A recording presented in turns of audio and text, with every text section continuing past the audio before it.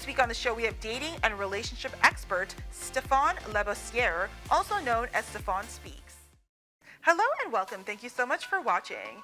This show is all about giving you insights and showcasing brands that help you to live your best life and give you confidence. As always, I want to kickstart your morning with some motivation advice to help you to feel inspired and energized to start your day. Today, I want to talk about the importance of raising your standards and never settling for less. The reality is, most people constantly settle for less than they deserve, and then they wonder why they feel unhappy.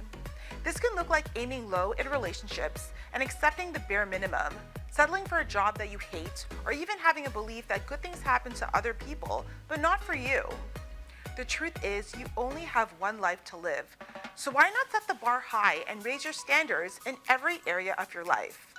You deserve to live your most authentic and happiest life. Make your mission today to ditch low standards and replace it with the belief that nothing is too big for you to have or achieve. After all, you're worth it. As the saying goes, ask for more. The universe isn't on a budget. Stay tuned. Coming up after the break. Stephan, you posted a quote that said, "It's better to wait than marry wrong." So with societal pressures, some of us, as we get older, we get pressured into getting married. So how do we handle the pressures of getting married all the while waiting for the right person to come? One, it starts with really knowing yourself and understanding what you need, what makes you happy, what you can handle and sustain. You have to break free from people's opinions of you and societal standards. Like, there's a lot of people, one thing you're noticing now is a lot more people not having kids. Yeah. And part of that is because a lot more people are breaking free from how the world says you should be and focusing on, well, no, what do they really want? What's really best for them, right? And for a lot of people, they realize, no, they're not a kid person, okay? Yeah. And there's nothing wrong with that, right? Yeah. So it's the same thing with relationships and marriage. It's like, listen, who are you doing this for? Are you doing this for other people or for you? You doing this for the world or for you? And you have to stand strong and confident. Now, I know that's easier said than done, especially when you're dealing with a family that might be pressuring you, or if you're surrounded by friends who are all married and things like that of that nature. But it still boils down to you really just holding strong to what's best for you. And you have to understand, like, one of the things I come across is you'll have women say, oh, well, all my friends and family members are married. And I'll say, okay, well, all those women in your family, I want you to look at their husbands. Would you have married their husbands yourself? Wardrobe provided by Le Chateau. Next up on the show, we have dating and relationship expert Stephan, also known as Stephan Speaks. With over 1 million YouTube subscribers and millions of followers online, Stephan is on a mission to help people make their relationships happier and more fulfilling. Stephan, thank you so much for being on the show today. How are you doing? Thank you for having me. I'm doing very well. Well, thank you for being here. I was just telling you that I'm a big fan of your work. You have millions of subscribers and millions of followers that follow your relationship advice. So when did you decide you wanted to become a relationship coach and help people have more fulfilling relationships? Well, to be honest with you, I didn't really know this is what I was becoming. It kind of just started with, it was all through a spiritual journey and God leading me to write my first initial book. And from there, I just kept praying and asking God, okay, what do you want me to do next?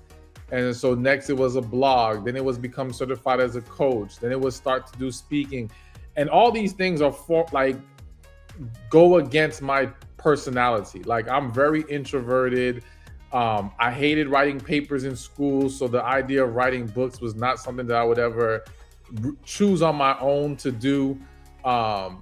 Even just being in the limelight to a certain extent, I'm a very private individual. So all of this goes against my nature, but it's what God led me to do. So I did it.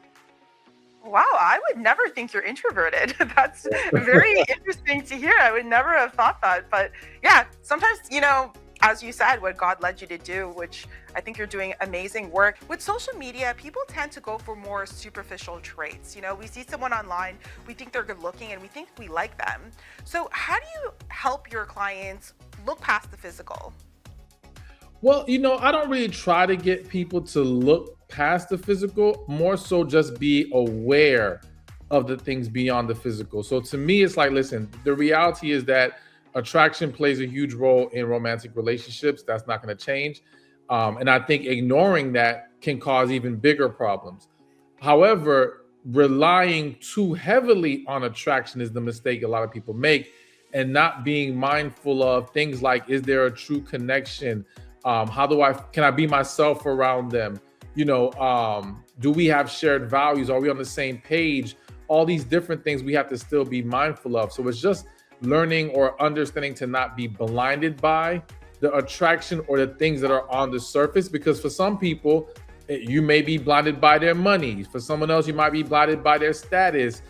You might be blinded by a lot of different things, and you just have to make sure that you don't make your decision solely based off of those things. Absolutely. Looks is great, but you also have to spend time with them long term if they're going to be someone long term, right? So if they don't have the personality, it's going to be tough, right? Absolutely. You talk a lot about waiting for the man that God has in store for you. What are some traits that women can look for that make a good husband? Well, so I have the book, The Man God Has for You, and since we just talked about attraction, I do want to bring it back up, because that's one of the things I mentioned in the book, is because a lot of people, when they do tie God to their relationship journey, sometimes, and more specifically for women, I think they feel like they have to sacrifice a level of attraction, and Yeah. that it won't even be there at all. It's just about, if he's a good guy, will he provide all these different things? And once upon a time, that's really how a lot of relationships came about. They ignored the attraction part. But I always speak about how, again, attraction is that ingredient that takes us from platonic to romantic. So if you remove it, or it's not there to begin with, your ability to have a healthy long-term relationship is severely compromised. So I do think that that's part of the things you have to look for. I also believe that when it's the man God has for you, it's someone who will help you grow closer to God, not further away from God. So a lot of people aren't realizing, and again, it's not to say the person is automatically this perfect believer that does everything right. And no, we all have our shortcomings, we all have our struggles, but there is a difference between someone who is on the same page as you when it comes to your belief and your faith, versus someone who's in a completely different direction, and they're going against you growing closer to God sometimes in subtle ways, sometimes in very direct ways. And so if that's the case, then that should be a huge sign. This is not, because God's not going to send you someone who's going to pull you away from him. Yeah. You understand? So it's like, that's something to be mindful of. But I also think a big one that we mentioned it earlier is you can be yourself. So many people meet an individual and they like them, so they immediately try to put on a performance for that person. And they try to tap into everything that person may like, but they're not fully aware of, does this really align with who I am? Can I sustain this, right? And am I going to be happy in this character I have to play, so to speak? So a person who's truly for you, that there's a genuine connection, that is someone that God has for you, you can be yourself. Now, of course, that doesn't mean there aren't areas for us to grow and become better individuals, but there are core things that are true to who we are and how we're wired. And that person should be someone that can fully embrace that and love that part. At least accept it. I was going to say love, but some things we're not going to love about our partner, but it can still flow well together. That brings me to your latest book, The Man God Has in Store for You. Tell us about the book and what you talk about, and what people can look for to determine whether someone's going to be a good life partner. So that book was, I think, my third or fourth book I wrote. I think it was the third book. And it was just something where I felt like people needed some assistance, or women, as far as being able to recognize that person who is best for them.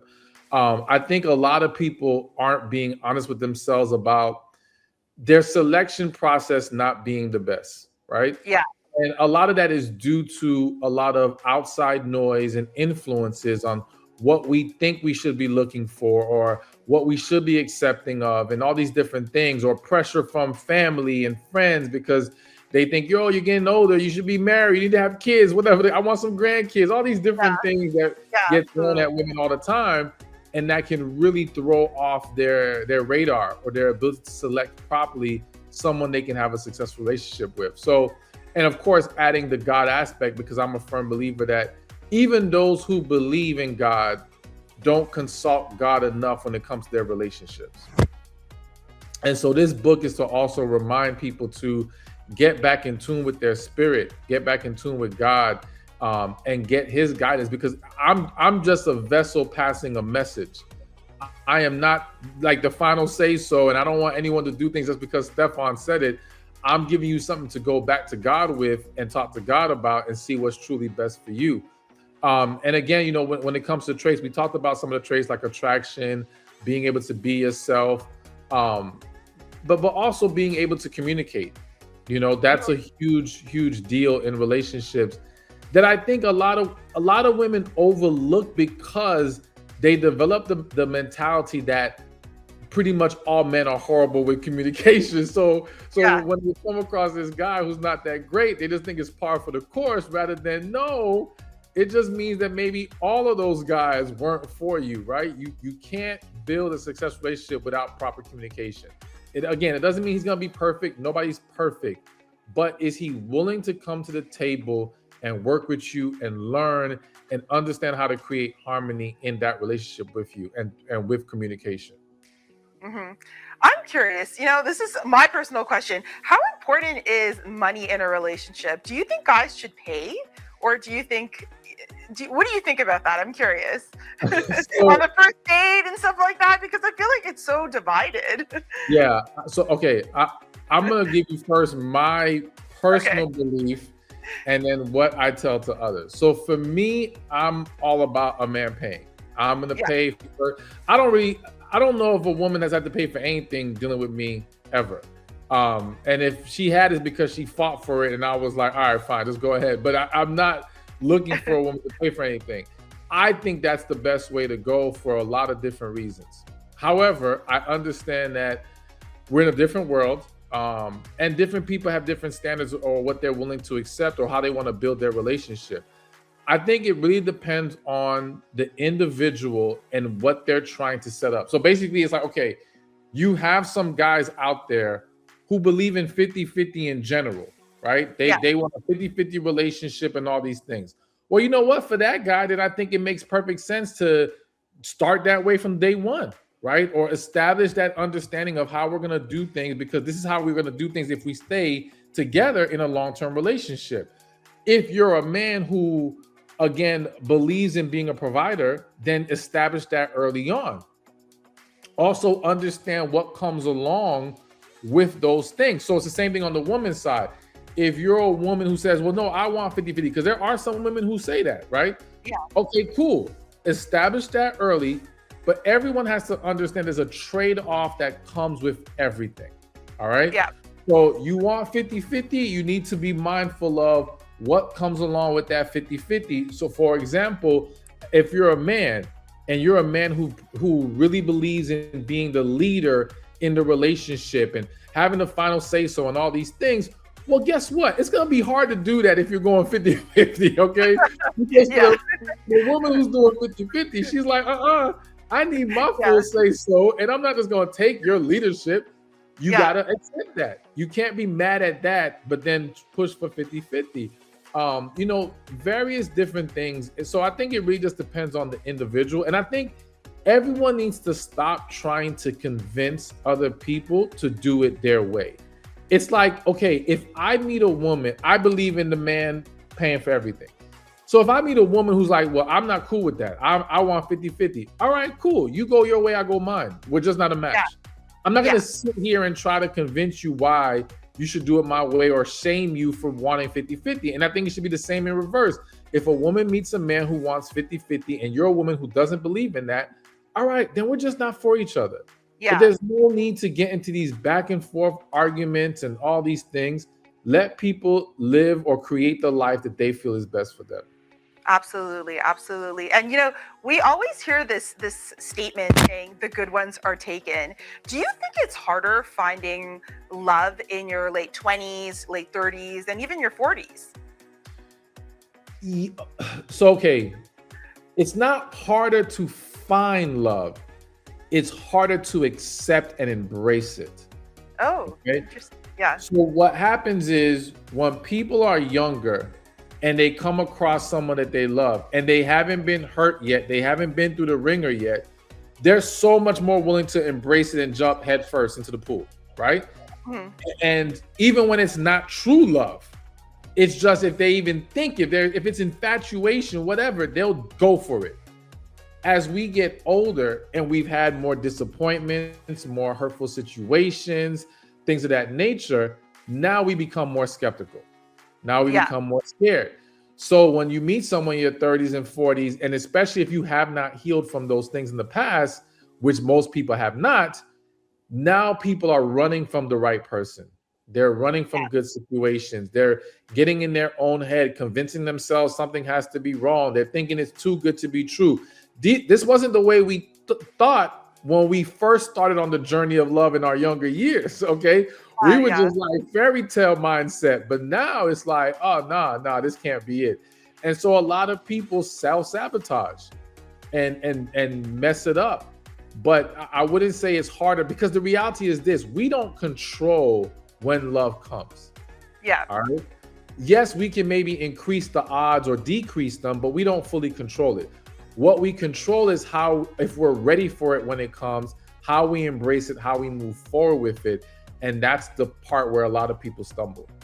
We actually had a question from one of our viewers, and she wanted to know what to do if a man promises you things in a relationship that are important to you but doesn't keep his promises. What should she do? My initial response was get rid of him. Like, Right? I think it's obvious. I mean, listen, I always think it's great to address things before we jump to any final conclusions. So if I'm advising her, I would tell her, okay, listen, bring those things to him. If not verbally, through a letter, because some people aren't the greatest communicators verbally. And sometimes the other person is more receptive when we write it down so they can read it and process it. But either way, bring it to his attention and ask him, hey, listen, you said you would do such and such. This has not come about. What's going on?